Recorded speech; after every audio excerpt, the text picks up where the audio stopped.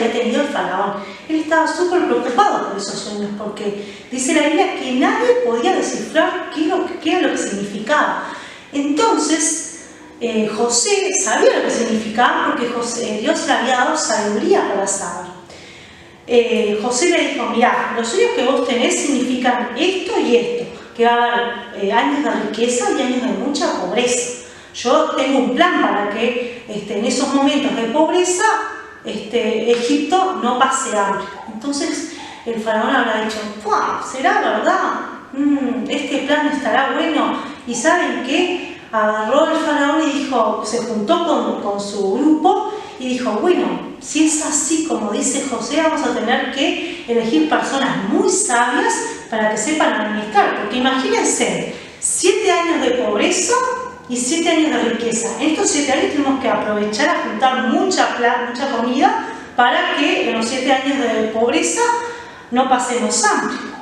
Entonces, el plan que José le dijo a Faraón le pareció súper bien. Le dijo, ya está, José, te vamos a elegir a vos. ¿Por qué? Porque vemos que vos amás a Dios y todo lo que me estás diciendo es cierto y me parece que sos muy inteligente. Entonces, agarró José, hizo tal como le dijo el faraón, juntó toda en esos 7 años, empezaron a organizar todo. Imagínense, pensar en 7 años de riquezas, juntar todo en graneros, imagínense, ¿no? Para poder alimentar esos 7 años de pobreza que iban a venir. Dice la Biblia que el faraón le puso un anillo de oro, que le puso un collar de oro, o sea, lo puso como la mano derecha del faraón. Pobre José, ¿no? ¿Se acuerdan todo lo que había pasado José?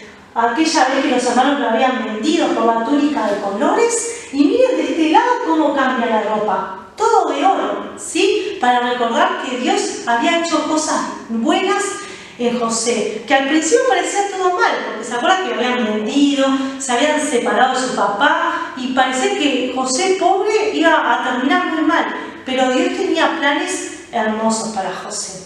Entonces, qué grandes cambios que Dios hizo en José, ¿no? Que al principio parecía que venía todo mal y Dios lo transformó en bien. Primero había sido vendido, ¿se acuerdan? Esclavo, y ahora iba a ser la mano derecha del faraón. Imagínense, sería como en estos días ser la mano derecha del presidente. ¡Qué cambio!, ¿no? Dios tenía cosas preparadas muy lindas para José. Y siguiendo con la historia, vemos que Jesús también pasó por algo similar. Primero fue humillado, fue muerto en la cruz por nosotros y después Dios lo exaltó. Dios está a la diestra de Dios en el cielo esperando para que nosotros cuando muramos estamos con Él. Qué lindo, ¿no? Que Dios cambia nuestras vidas para bien. Eso es si le buscamos a Él. José en ningún momento se enojó con Dios cuando estaba, ¿se acuerdan que dijimos que había estado preso, que había estado pasando hambre, que sus hermanos lo habían dejado? Y sin embargo José siempre honró a Dios, ¿sí? Porque él lo amaba y Dios tenía algo hermoso para él.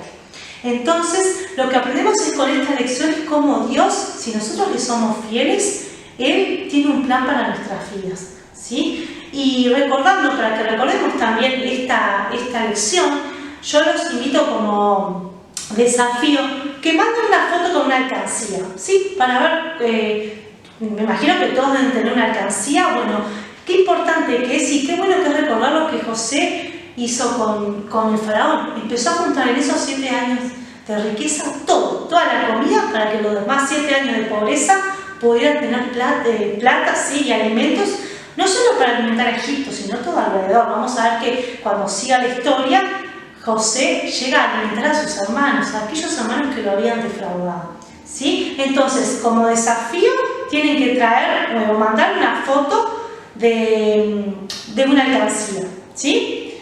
Bueno, eso es lo que tenía para enseñarles hoy. Y no se olviden de activar la campanita, de suscribirse y nos vemos la próxima.